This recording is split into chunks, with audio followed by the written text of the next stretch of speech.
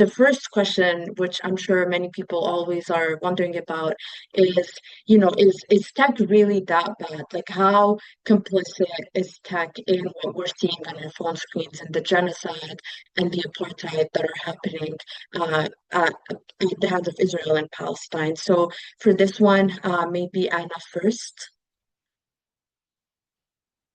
Thank you.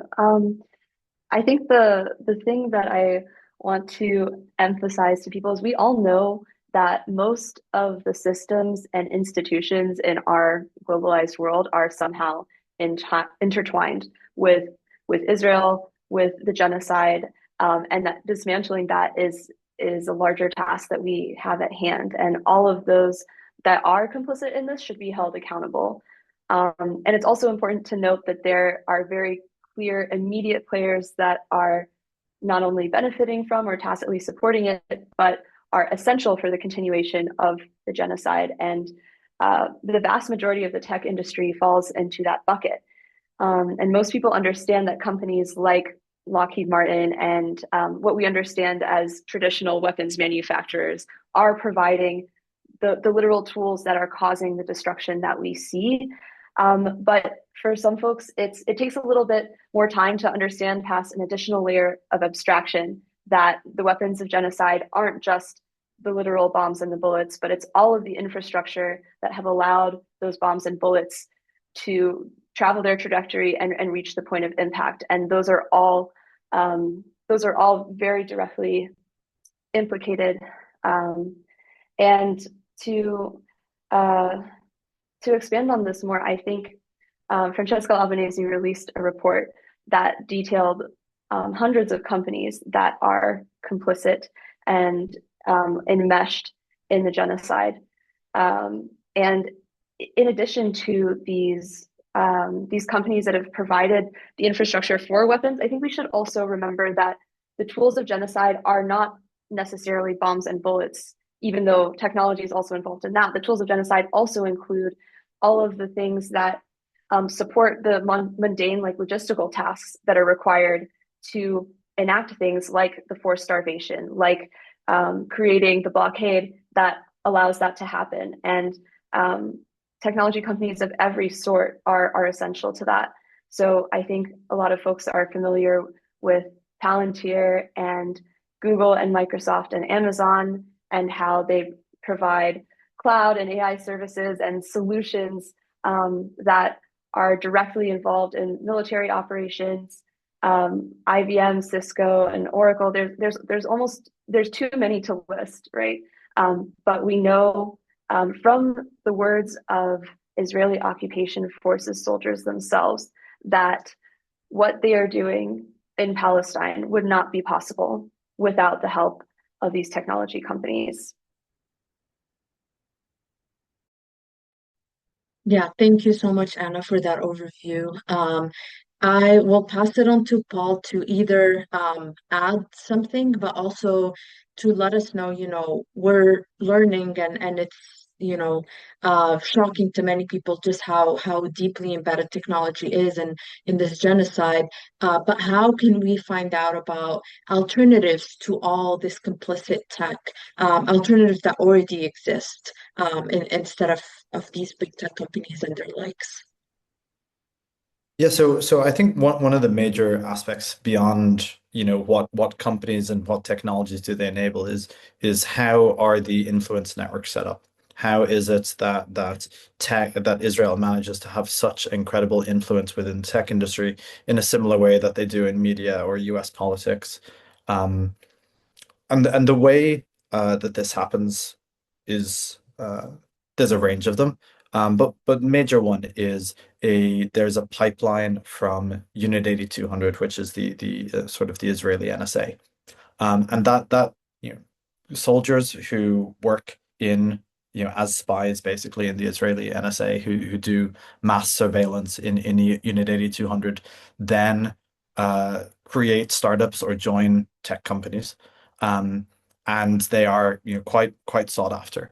And these tech companies the Israeli tech startup ecosystem is massive. There's 8,000 startups in Israel, which is just a ginormous number. Maybe it's the second or the third largest startup ecosystem. And then these Israeli startups get bought by big tech companies. They provide, for example, marketing tools or cloud security, cybersecurity, that this sort of thing, like Microsoft bought, or sorry, like Google bought Wiz several months ago. And what happens when they do that is they import spies into US tech companies. And US tech companies, of course, run the world basically, at least on the tech side. So if you're wondering why, is Google, why is Microsoft, why is Apple, why are any of these companies doing what they do? Well, they have thousands, usually sometimes thousands, hundreds, thousands of employees who were literally, part of the occupation army, who were taking part in the genocide. Some of these companies, like Meta, for example, even paid the full salary to soldiers who were, shooting grannies and babies in Gaza while they were employees. So that pipeline from Unit 8200, increasingly other parts of the Israeli military, goes into big tech, it goes into small tech, it goes into venture capital. And so there's a huge sort of influence network that pushes its way into tech, and enables those decisions within the companies to be made. So there's always pushback from anyone who's advocating for humanitarian principles within big tech is up against people who are very literally pushing for occupation principles. So to the question of like where do we find alternatives? Where do we get out of these companies? And it is pretty clear that these companies are not going to be reformed. In particular, Meta is not going to be reformed. Like some of the others, can be made less bad. But Meta, possibly Google, are companies that may be impossible to reform. So the primary thing is that almost everything there are alternative. But the thing that's missing is there are no widespread guidelines, playbooks for how do you get off this. If you think about, I want to get off Meta. I want to get off Instagram, for example. So we at Tech for Palestine, we're supporting this startup called Upscrolled, which is built by a Palestinian. And it is basically a clone of Instagram. It's got 75,000 users on it. People are talking about Palestine all the time on it. It is free speech. And the plan for getting there, it's very easy to set up an account on it, but it's very difficult to get off of Instagram because this is an organization that has billions of dollars built into monetization for influencers, creator support. It does a lot of reach when someone joins for the first time. The they have really built up these mature ecosystems. So, the first thing is get used to slightly worse tech, unfortunately. If you're switching off of Gmail, Gmail is the best email provider in the world, bar none. So you're switching off Gmail, you're going to have a little bit of a worse experience. And lots of us maybe have switched to Proton, which is good, but we have a worse experience. But we actually need to educate, not just ourselves, but we need to build the tools. We need to build tools to help with migration. We need to build tools to educate people on how to do the migration. Moving off Gmail to a non-Gmail address is going to take someone years, anyone years, even if you're the most technical person, because you have millions, well, thousands of websites that you've signed up for with your Gmail address. So, this isn't something that's going to be overnight, and we need to be prepared to educate people on these journeys. There are plenty of alternative tools out there.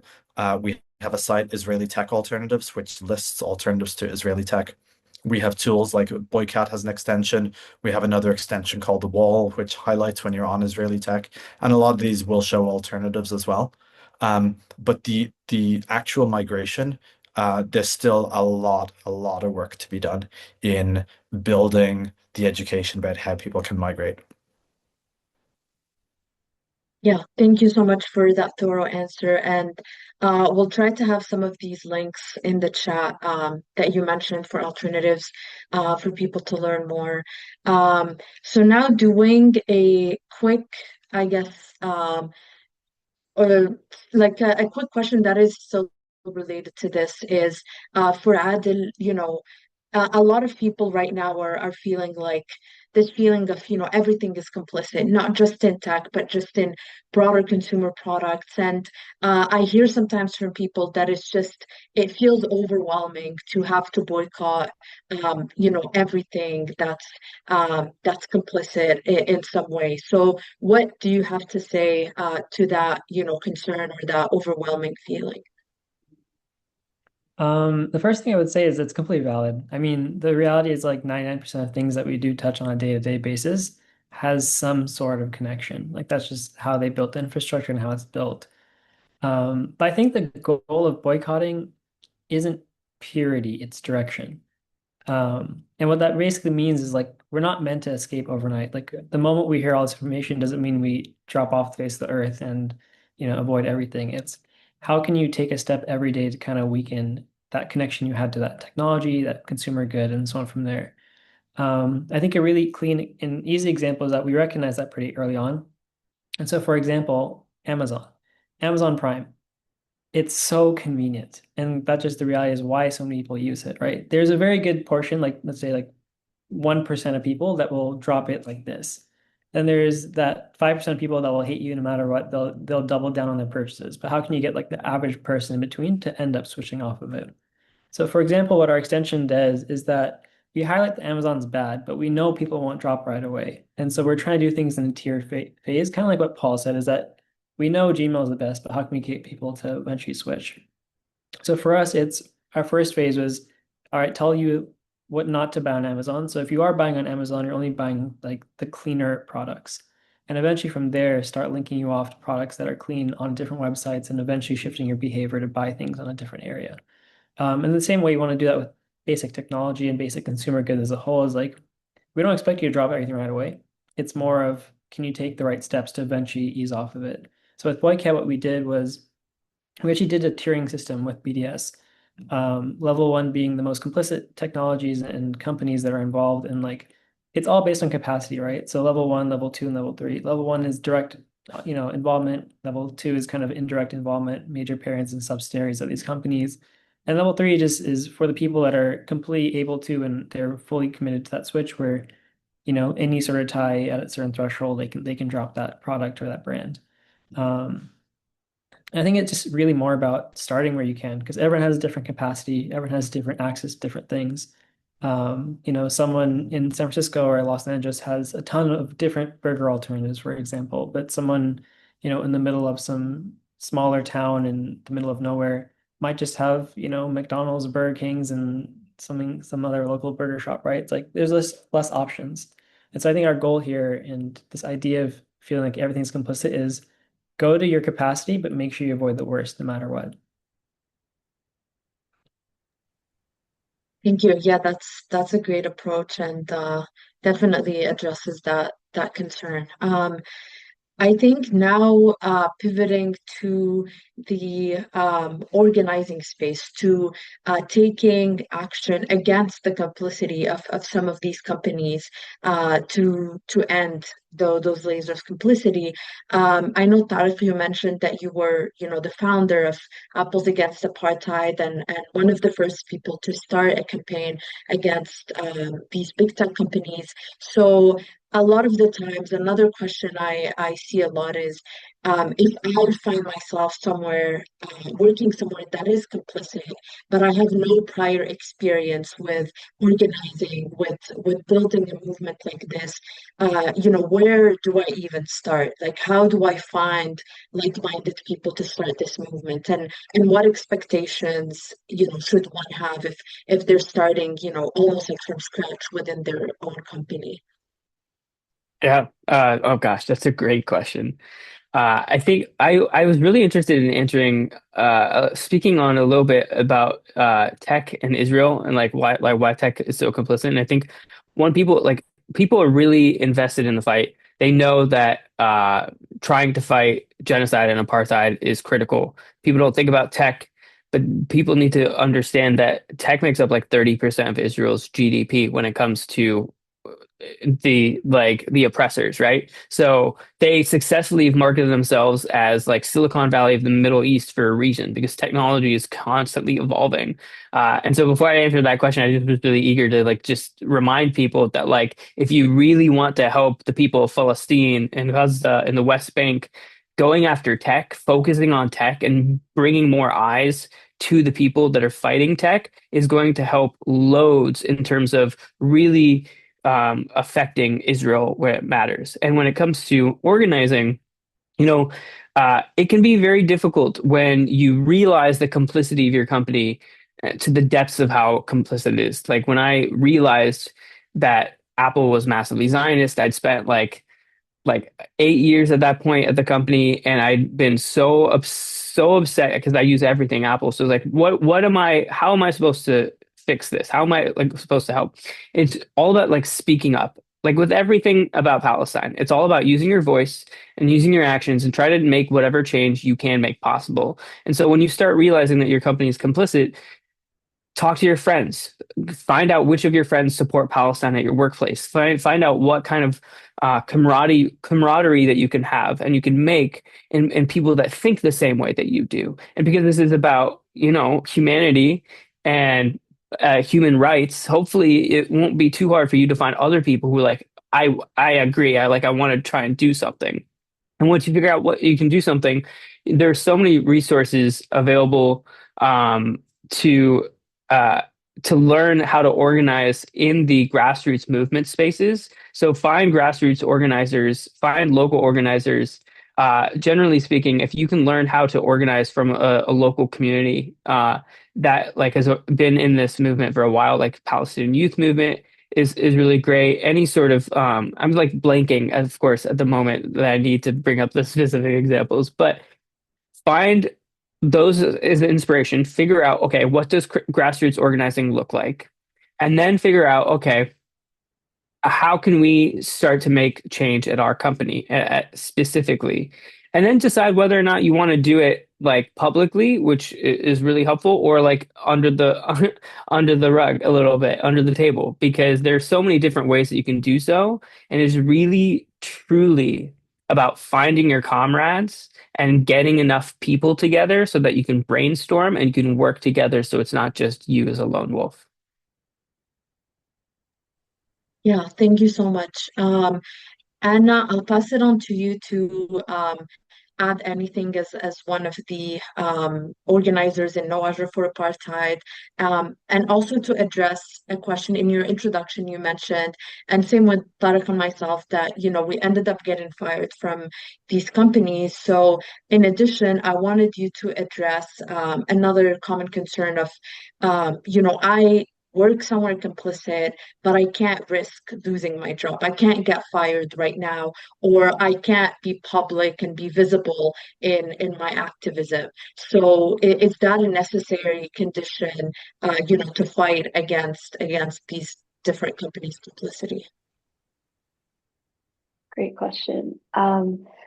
Yeah, I think the thing I want to start off by saying is talking about why you should organize, no matter if you don't have any experience or how bleak it looks, or if you're not sure that you have anything you can contribute. I think a lot of folks here know that recently it was announced that Microsoft is going to cut some services to Unit 8200, which we've been talking about. And it's only a subset of some of their cloud and AI services, but it is the first time a technology company has done that since October of 2023 and decided to cut off the Israeli military in any meaningful way. And that was a material win that was accomplished through extended pressure from No Azure for Apartheid and from lots of people inside and outside the company. And that material win is never something that I think for myself personally, I ever anticipated when I started organizing inside the company. I think for folks who don't know, I think the way that No Azure for Apartheid was started is there was a couple of people in a group chat who decided who were just kind of commiserating that what was happening was so awful that Microsoft, had sent out an email saying we stand with Israel, and it's from that small point that this campaign grew to achieve something that is material. So to echo Tariq's point, I think that when you're starting in a space where you don't feel like there's already something with momentum that you can join, the first thing you have to do is talk to people, because there's really, yeah, that's the key, and to start finding out who who might be an ally, who might be sympathetic, and the power of the organizing is in the collective, and every single person who joins can add something, and makes the group more powerful. Um, I personally did not have any experience in organizing or feel like I had any expertise that was particular to the space, but I just felt like it was the most important and most compelling work that needed to be done right now. Um, I also never expected to either be fired or be public or to be speaking about this issue to anyone. I and I don't think that you need to be either ready for that or expecting that, or even anticipating that you ever want to do that. So to answer your second question, I think what a lot of times what gets a lot of visibility is people like us who are fired very publicly for our activism. That is something that I thought about for a long time and anticipated and prepared for. And I don't think that people need to do that at all. In fact, a lot of times, as Tariq was saying, a lot of the most important work of organizing is invisible. It's not. It's kind of like the daily tasks, and not just daily tasks, but just the majority of the work that goes into pushing these things forward does not necessarily have to be visible to your place of employment or um, to other people. Um, and there are people who are willing to do that if you are not. Um, I think, yeah, the last thing that I want to say is that if you for a lot of these things, like if you don't do it, then no one will. So I think if anyone is thinking about whether to join something at their workplace, to join something outside of their workplace, or even to be the start of something somewhere, a lot of times, a lot of people are just kind of waiting for someone else to provide that spark. So if that's you, I would encourage you to dig in and see how you can get involved. Can I jump in as well? Um, and okay, that was incredible. That was a really I love uh I'm so proud of sorry, I'm just like really proud to be in this group in this community because these are dear friends of mine that we've gotten to know over the last like 2 years, and that camaraderie is so crucial. And if you are worried about being fired and you don't want to be like the billboard or the face of a movement or something, and you don't want to have to go that lengths because you have a family or something, anonymous organizing is very successful. And so many of the things that you I've seen get accomplished has been accomplished by people who don't have their names out there. You'll never know who is responsible for everything because there's organizing anonymously is like one of the key parts. And so like if you wanted to start something, you don't have to put your name out there. Start it with the page, create an Instagram page, create a website, create like a campaign or a brand or an image of what you want the thing to look like, and then don't put your name on it. Act anonymously. Use VPN servers to when you're posting. Like there are ways. Like if you want to think about like materially being, um, uh, I can't think of the word anonymous. Then there is a way, and and you can absolutely put that work out there anonymously under a brand or a name of like collective of employees to help prevent you from being targeted and prevent your comrades from being targeted until maybe one day you feel like, okay, I think we have enough pressure. I think we could benefit from the public pressure of someone getting fired and speaking up on it so that we can tell the world how racist they are. I just wanted to put in my 2 cents there. Sorry.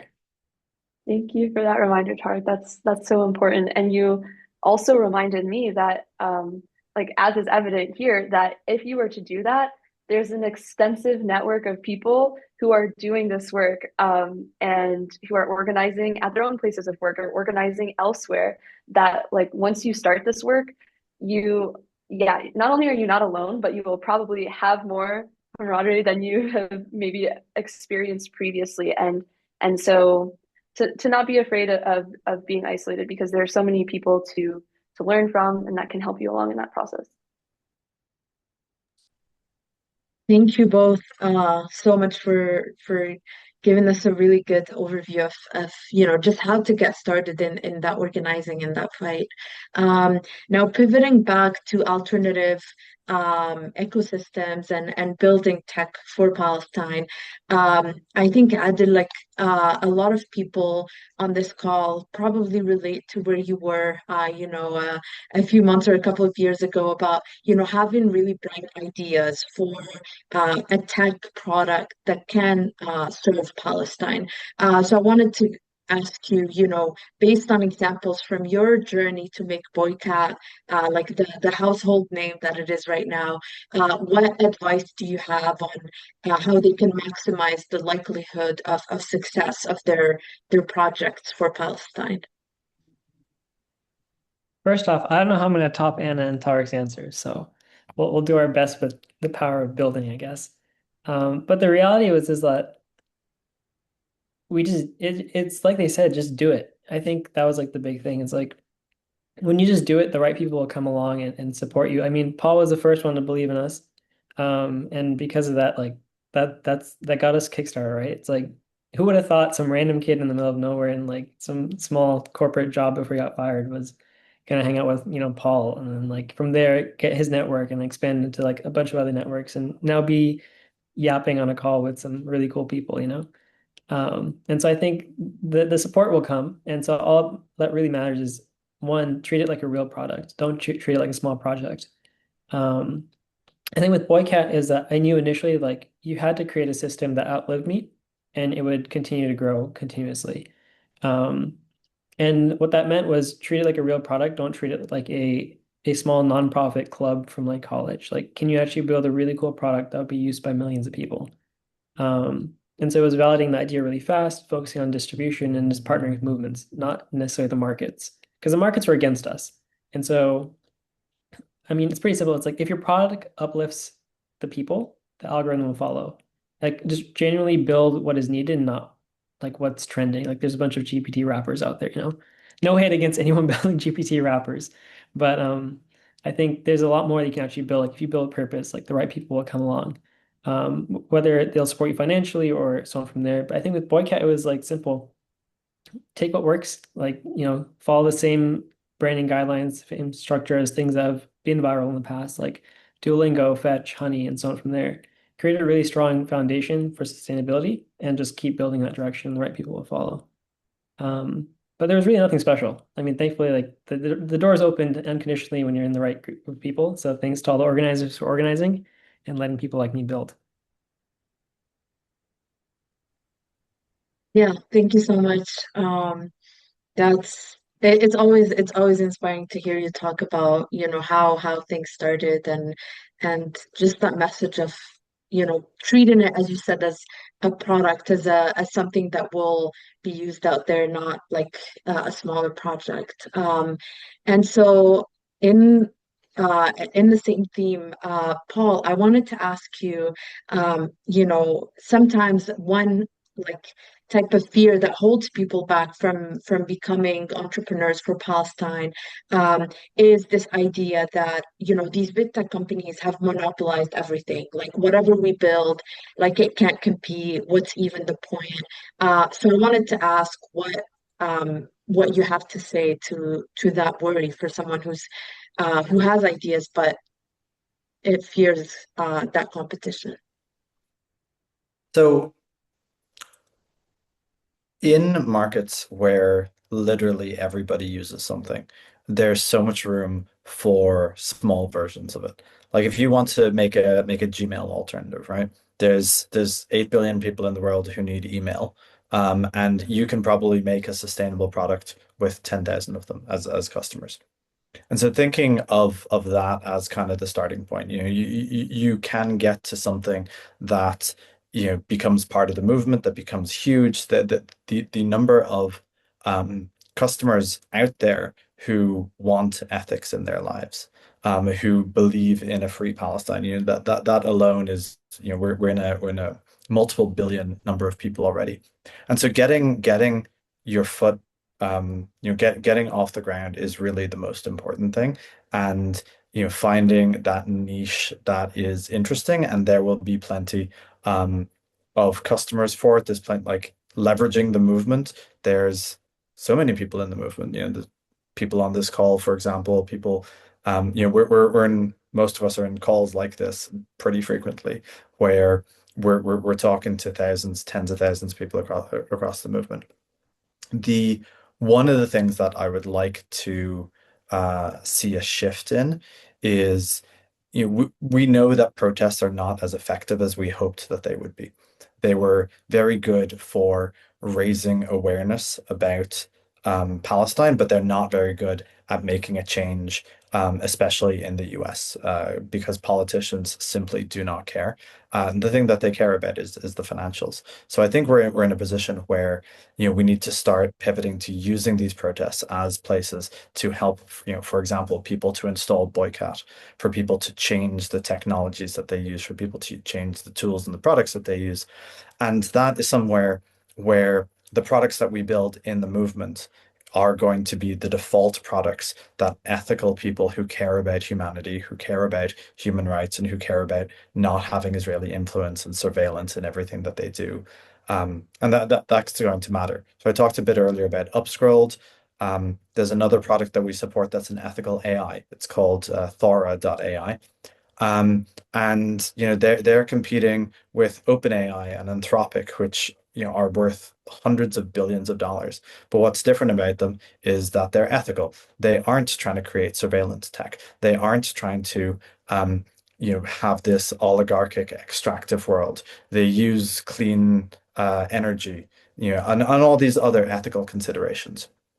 So the fact that we are building for people who think like us not only has the advantage of getting a lot of customers and the ability of getting off the ground from people who think like us, but also it just leads to different product decisions. And the product decisions are better suited for people who don't want to be surveyed, who don't want to be extracted, from people who don't want to be, the micro-targeted ad tech kind of bullshit that all these companies are doing. So ultimately, as the rest of the world starts to see what we are seeing today about the oligarchic big tech companies, we will be really well positioned with these products to attract all of those users and get them away from big tech.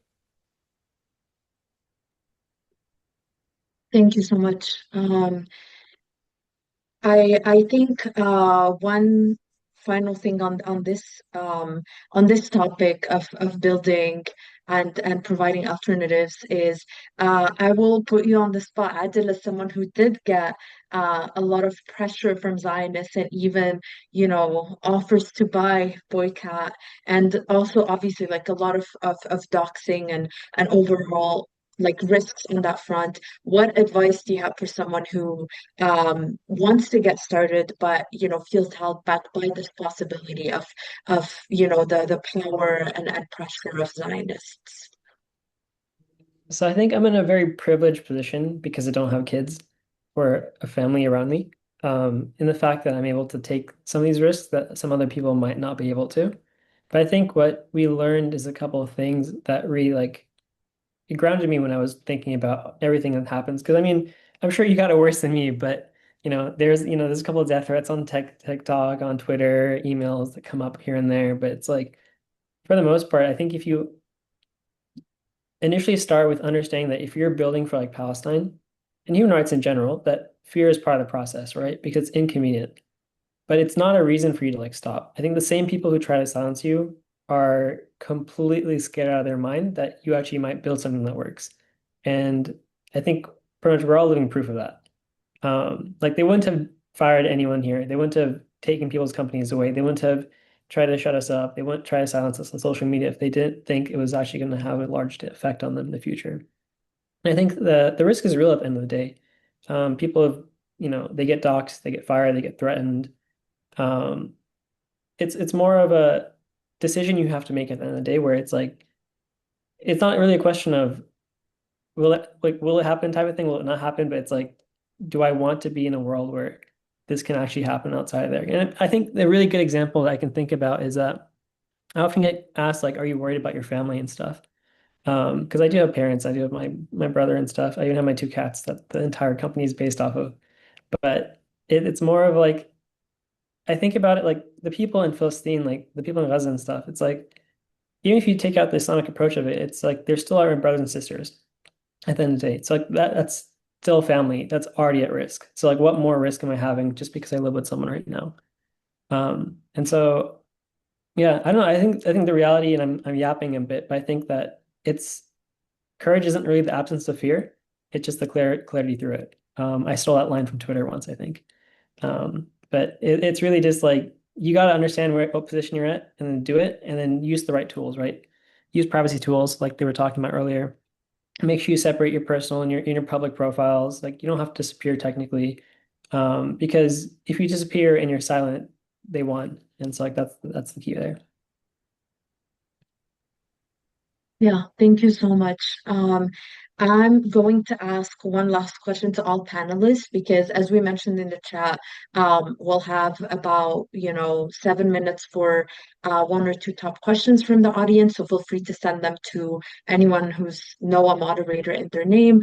And as we mentioned at the beginning, this panel is part of a fundraiser for the Samir Project, which is a mutual aid project led by Palestinians for Gaza. So please make sure to also check out the chat for the link to donate, and we will be doubling donations if you send us proof of donation. So before the audience questions, my final question is just in one sentence for everyone on the panel. What keeps you motivated and hopeful to continue doing the work that you're doing in these horrifying times? Let's start maybe with Tariq is first here. Yeah. Gosh, I go first. Okay. I think what keeps me hopeful is the fact that we are consistently and constantly inspiring new people to be a part of this movement every single day. Every single day keeps growing. There's always someone new to recruit. There's always something new to do. And with all those people that we are newly recruiting and that we are newly inspiring comes uh, unthinkable amount of ideas and possibilities of how we can really truly free Palestine from this oppression. And that makes me so happy. Every single time I hear someone learns about something, that means we got new possibilities. Thank you. Anna, maybe? I think for me, I think it's seeing the persistence of people in Palestine and, the things that they're going through and their joy. Um, that's what I think about and keeps me going. Thank you. Paul? So for me, this is, the biggest issue that is going on in the world at the moment, and how often do we get on the one hand, the opportunity to help in something that is just so monumental and so important, and on the other hand, given its importance, like what else would we be doing? Thank you so much. And finally, Adil. I had time to think and I still couldn't think of a good answer. Um, but I think my favorite thing that really does keep me going, it's not necessarily like the speaking engagements or the traveling and like the fun stuff that does come with, trying to do this. But I think last year I got my first DM from a kid in Gaza and they're just like, thanks for what you do. I think that was like, all right, cool. Can keep going, can keep building. And they like the cat. So I was like, nice. Thank you all so much for all the incredible and thorough and honestly just very insightful answers throughout this panel. I'll be looking at some of the audience questions, and then at the end we will be announcing how much was raised so far and how much will be matched for the Samir project. So 5 more minutes to put in your donations and help us with this mutual aid fundraiser. So one question from the audience that I think maybe Paul, I think you could chime in on is um, I believe that the reason for that this event is directing donations to the Samir Project is because it's one of the few organizations that is still able to get money to people on the ground in Gaza. In that context, if an entrepreneur wanted to start up a fintech company that was inclusive of Palestine and embraced Palestinian economy as a priority, what kind of headwinds would you expect that they would receive in our traditional startup and VC world? So the mechanisms of modern financial, banking, all that sort of thing, um, include Palestine. You can wire money to Palestine. They use SWIFT. They have banks. They're on all the modern stuff. And so really companies that use them or don't use them is often a choice. You see, for example, hiring companies. Folks like Adil. I mean, they're Israeli, but remote.com is the same. They don't support Palestine. But Plain, which is another one, does support Palestine, and the reason is that it did the work to integrate with the Bank of Palestine and other companies integrate with those. What you do get is you do get all of this sanctions overhead, and the sanctions overhead comes in a lot of bullshit ways. Um, often it's people within companies who are asking stupid questions or AI tools that people are using for sanctions. The other day we were trying to wire money to a UK company called Palestine House, and we got a question from someone who must have been an AI that asked us, why are we sending money to Nablus? When in fact Nablus was the name of the room in London that we were renting. So it's that kind of absurdity that's built throughout the system, and it's pushed by individuals and it's pushed by companies because it is valuable to them, or they're ideologically aligned with keeping Palestine down. But I would say that for the most part, it's going to be a headache, but it is doable, and the systems are there and include Palestine. Yeah, thank you so much for that answer. Another question from the audience, possibly for Anna, is regarding the earlier point you made on work being invisible. What does progress or success look like? Because other than the Microsoft news, it feels like changes from company leadership seem few and far between.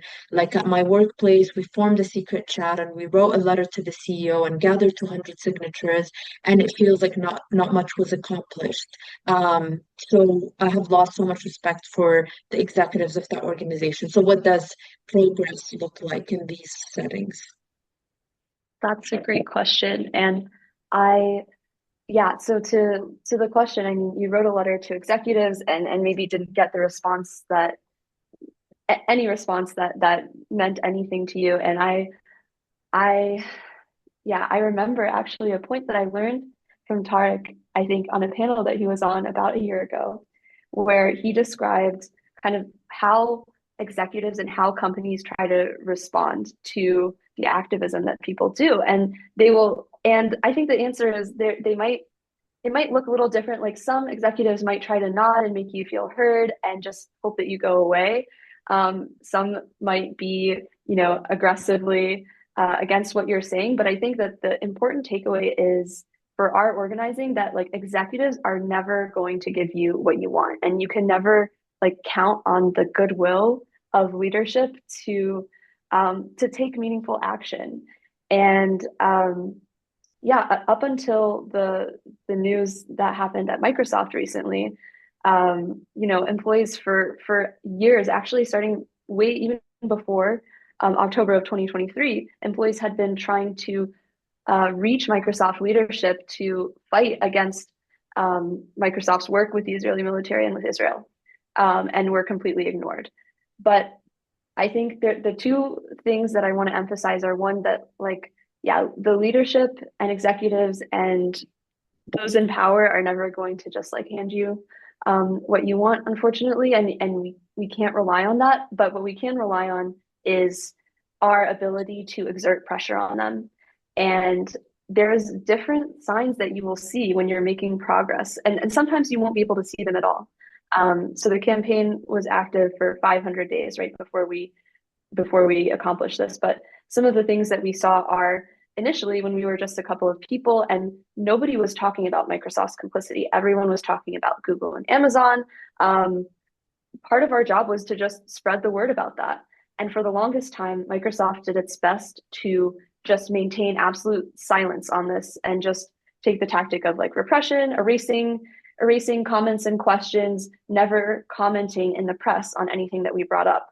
But as we gained a lot of momentum, they started having to change strategies because the word was spreading and the pressure was mounting, and they started trying to do things like they launched an investigation where they said, actually we've we've done a really thorough investigation and there's nothing wrong here and you don't need to worry about it.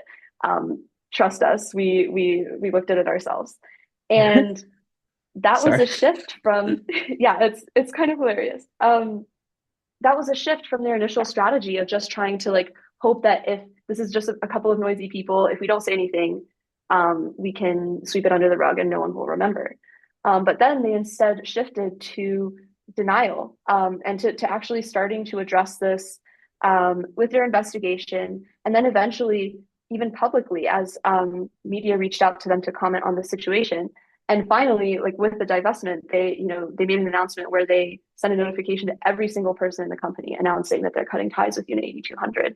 So I think progress doesn't necessarily always look like progress when you're on the other side, when you're fighting from the bottom up, and it won't always be visible to you, but there are signs. And even if it doesn't feel like it's making any progress, I would encourage you to, just think critically about where you can apply pressure and go from there. Thank you so much. I know we're at time, so we'll take from Paul an addition to this question, and then we'll close off as promised. Yeah. So I just want to add to that one of the things that was most effective about Microsoft's campaign and many of the campaigns that have had success is that they pointed out where the company itself was violating its own rules. And it points out the hypocrisy of the organization and embarrasses them publicly. Expecting companies to do things because it's the right thing to do. No company is leaving aside, a massive amount of money, or raising the problems of fighting with Zionists or whatever because it's the right thing to do or because a couple of employees want them to do it. You might be able to keep them from speaking out and to take part in manufacturing consent, and so there is value to doing that. But if you want them to actually take a proactive, risky policy change, then you need to frame it within this is what you have publicly committed to in other ways. Are you going to uphold what you've said? And that pressure needs to be external, not just internal. And I just want to say, you made progress with 200 people. Progress, 200, you got 200 people to sign a letter in which people would not have ever signed a letter. So that is progress. So find out what they're willing to do next. I just had to say. Yeah, thank you so much for the great responses to that. So the final thing is I will just share how much we have raised so far, thanks to everyone's generosity. And as a reminder, this is an ongoing campaign. People's Give is not just this panel, so we encourage you to continue donating and get in that double match and amplify in all your circles, because there is no amount that is too much to go towards mutual aid in Gaza, towards rebuilding in Gaza.